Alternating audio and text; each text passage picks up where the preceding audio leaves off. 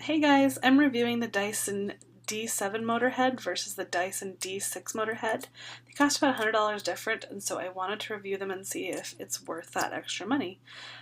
So as you can see, the Dyson D7, which is the one in the back here, has a shorter and wider cup, and I actually think it holds about the same amount of dirt, but it doesn't get clogged like the other D6 can.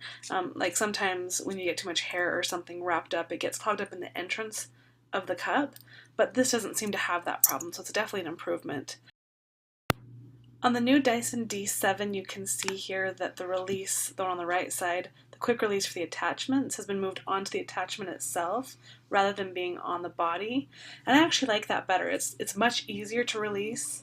I have long fingernails, and if you have long fingernails, then you know it's a pain in the butt to release some of these attachments. But the new V7, the one with the red button, releases much quicker. It has a much smoother release, and it's attached to the attachment itself rather than on the body. So I think that's an improvement as well. The maximum suction button has been moved to the top of the D7 rather than on the back of the D, like on the D6, which you can see on the left here. So the reason that's an improvement is because you used to have to hold that max button down with your thumb whenever you wanted more power, but the new D7 with the button on top, you can just flip that button over and it will stay on max suction. You don't have to hold it down. I think that's a huge improvement because I would forget to hold down the max button, or it was just kind of a pain in the butt. So I like that it just flips over and you're on maximum until you no longer want to use it, and then you can just click the button back to regular. One of the selling points of the D7 is that it is quieter than the D6, both when it's in max suction and when it's in regular. So on this clip here, I'm going to run the D6 first on regular, and then the D7 on regular, and then I'll run the D6 on max, and then I'll run the D7 on max so that you can hear the sound difference.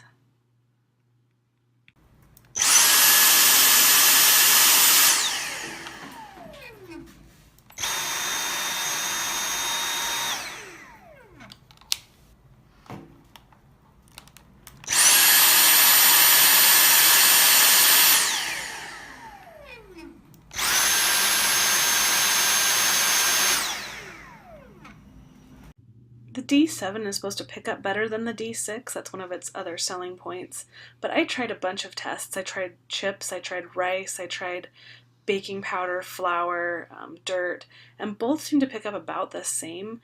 I didn't notice any real noticeable difference in real use, so it might be better, the D7 might be better in like lab tests, but for everyday use for me, I found them to be about the same. I actually found they both pick up really, really well, so it was hard to, like, neither one left anything behind, so it was hard to tell if one was better than the other.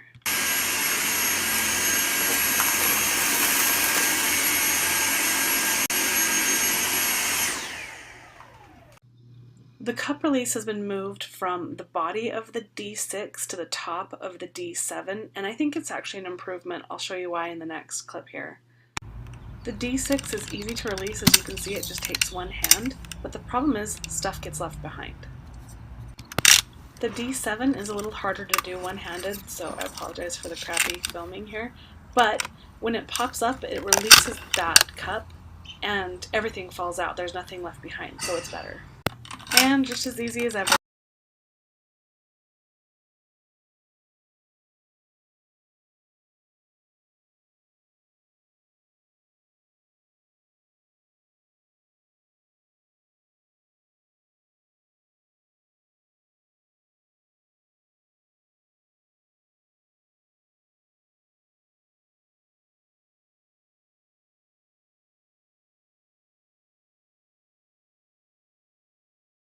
Wait, you haven't seen the best part yet.